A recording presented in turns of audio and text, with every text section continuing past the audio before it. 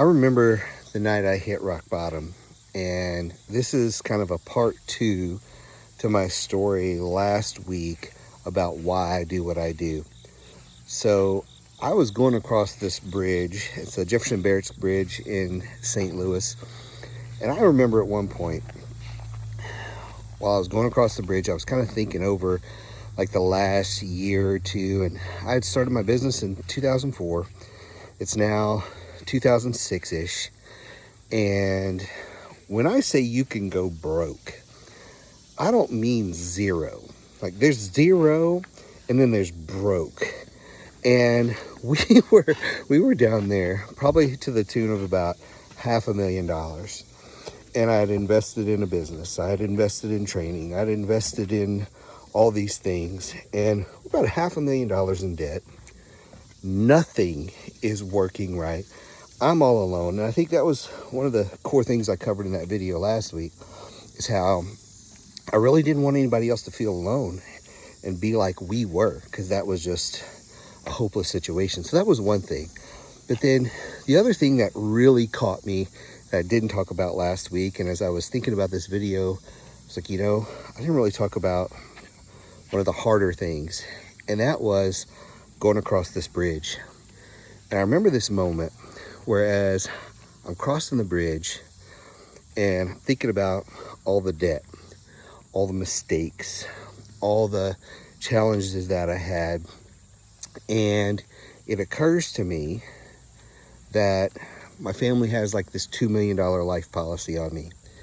And for a moment, I see all these 18-wheelers crossing the bridge, and I think to myself, if I just kind of swerved in traffic when I got off of this, it would solve a whole lot of problems for my family. Get them out of debt. Obviously it would cause some problems, but I was just thinking about me at the moment. I wasn't thinking about anybody else or anything else. And it's probably the first time in my life I ever thought something like that. And I thought, I don't know who else is in this position or things like this, but it was tough. And that was kind of the next 2 years of my life.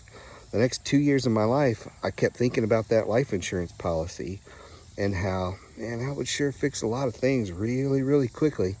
I never took any steps towards that or really plotted anything out or anything like that. But it was this like cloud of depression, and it didn't go away for almost 2 years, and it was just constantly hanging over me. Man, you've made so many mistakes. You're never going to dig yourself out of this. There's got to be an easier way. There's got to be an easier way. And, I tried working part-time jobs to kind of help with the debt and all that, and just nothing was working. I mean, it's kind of like if you're trying to like mop the ocean, like, right? Like there's that much debt. Like it's so overwhelming, like nothing is going to fix this problem. And so, again, I kind of fought alone for the most part for 2 years, because you can't talk to family about this. You can't talk to friends about this. Like people don't grasp the gravity of being $500,000 in debt and not knowing what to do. And at that point I was unemployable. Like people didn't want a business owner. So I couldn't go just get a job. And so this is another one of those things where I love the fact now that I can share that story and say, hey, I was in that position you're in. I was thinking those same things about myself for a while, and it gets better.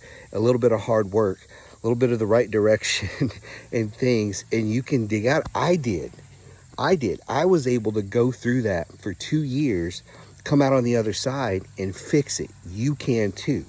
We can do this together. You're not alone. And so I never want anybody to be alone. I don't want them to be thinking that the journey is impossible. It's too much to overcome. A lot of times, that's one of the reasons I tell my stories. It actually makes people feel better. Like, damn, my life isn't that bad, right? And so the more I can share that with people, the more I hope they understand there's hope. Like, you can fix this. You can get out of whatever challenge you're having. Because if I did, I know you can. So if you need some help, need somebody to talk to, feel free to reach out. Happy to kind of be an ear to listen to what's going on and point you in the right direction. I know I wish somebody had done that for me. So that's another reason why I do what I do.